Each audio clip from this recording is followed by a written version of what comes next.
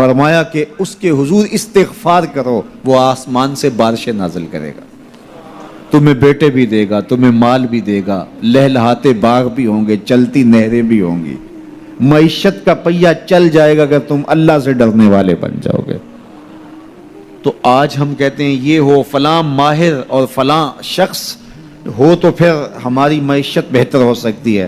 اللہ نے کہا استغفار کرنا سیکھ لو، میں تمہارے لیے رحمتوں کے دروازے کھول دوں گا، رحمتوں کے در کشادہ کر دوں گا، پیچیدگیاں ختم ہو جائیں گی، مشکلیں آسان ہونے لگیں گی اگر تم اللہ سے ڈرنا سیکھ جو، اس کے حضور استغفار کرنا سیکھ جو۔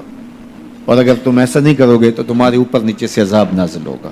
وَهُوَ الْقَادِرُ، وہ اس بات پہ قادر ہے، ان یبعث علیکم عذاباً، کہ وہ تمہارے اوپر عذاب نازل کرے، تمہارے اوپر سے، تمہارے نیچے سے۔ اللہ اکبر۔ اوپر کا عذاب کیا ہے کہ آسمان سے پتھر برسیں، نیچے کا عذاب کیا ہے زلزلے آئیں، یا پھر زمین فصل دینا چھوڑ جائے، زمین بنجر ہو جائے، یہ نیچے کا عذاب ہے۔ حضرت عبداللہ ابن عباس رضی اللہ تعالیٰ عنہ فرماتے ہیں اوپر کا عذاب یہ ہے تمہارے حکمران نااہل ہوں، اور نیچے کا عذاب یہ ہے تمہاری اولادیں نافرمان ہو جائیں۔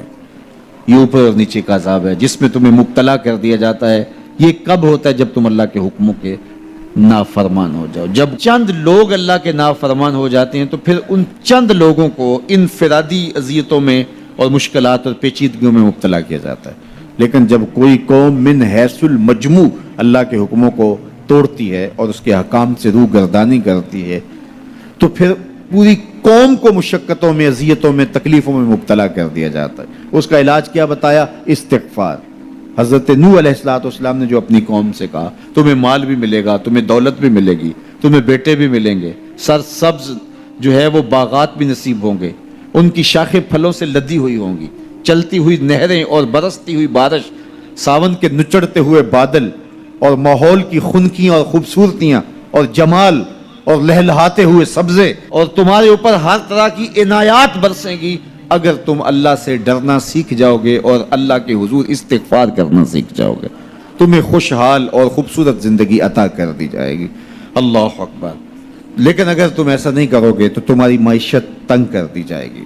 استغفار کریں، تقوی کے خوگر ہو جائیں، شکر کرنے کی عادت ڈالیں۔ جو شکر کرتے ہیں اللہ تعالیٰ ان کو اور زیادہ عطا فرماتا ہے، دنیا میں بھی اور آخرت میں بھی۔ حضرت عمر رضی اللہ تعالیٰ عنہ کی خدمت میں ایک شخص آیا، اس نے کہا میرے ہاں اولاد نہیں ہے، تو آپ نے کہا استغفار پڑھا کرو۔ ایک دوسرا شخص آیا کہ صاحب بارشیں نہیں ہوتی، فرمایا استغفار پڑھا کرو۔ تیسرا شخص حاضر خدمت ہوا اور کہا کہ ہمارے ہاں قحط کا عالم ہے، فرمایا کہ استغفار پڑھا کرو۔ تو کوئی پاس بیٹھا تھا، اس کے اٹھ کے جانے کے بعد کہا کہ مختلف لوگ مختلف سوال لے کر آئے اور آپ نے ایک ہی جواب دیا کہ استغفار پڑھا کرو۔ تو کہا میں نے اپنے طرف سے تھوڑا دیا، یہ تو میرے رب کا فرمان ہے۔ کہا وہ کیسے؟ کہا سورہ نوح پڑھو، فَقُلْتُ اسْتَغْفِرُوا رَبَّكُمْ۔ حضرت نوح علیہ السلام نے اپنی قوم سے کہا کہ اپنے رب کے حضور استغفار کیا کرو، اِنَّهُ كَانَ غَفَّارًا۔ اس کا نتیجہ کیا ہے؟ جب تم استغفار کرو گے تو وہ تمہارے گناہ بخش دے گا۔ ایک تو فائدہ اس کا یہ ہوگا، وَيُرْسِلِ السَّمَاءَ عَلَيْكُمْ مِدْرَارًا، آسمان سے موسلادھار بارشیں بھی برسیں گی، وَيُمْدِدْكُمْ بِأَمْوَالٍ وَبَنِينَ، اور اللہ تمہیں استغفار کی برکت سے مالا مال بھی کر دے گا، وَبَنِينَ، اور تمہیں بیٹے بھی عطا کرے گا، وَيَجْعَلْ لَكُمْ جَنَّاتٍ وَيَجْعَلْ لَكُمْ أَنْهَارًا، تمہیں باغ بھی عطا کرے گا اور تمہیں چلتی ہوئی نہریں بھی عطا فرمائے گا۔ آج میں سمجھتا ہوں کہ پاکستانی قوم کو اجتماعی استغفار کی ضرورت ہے۔ آپ کے دریاؤں کا پانی سوکھ گیا، استغفار کریں گے اللہ تعالیٰ ان کو پانیوں سے مالا مال کر دے گا، بارشیں ہوں گی، قحط سالیاں دور ہوں گی، بے اولادوں کو استغفار سے اولاد نصیب ہوگی، اور معیشت کی بہتری جو ہے وہ استغفار کے ذریعے سے ہوتی ہے۔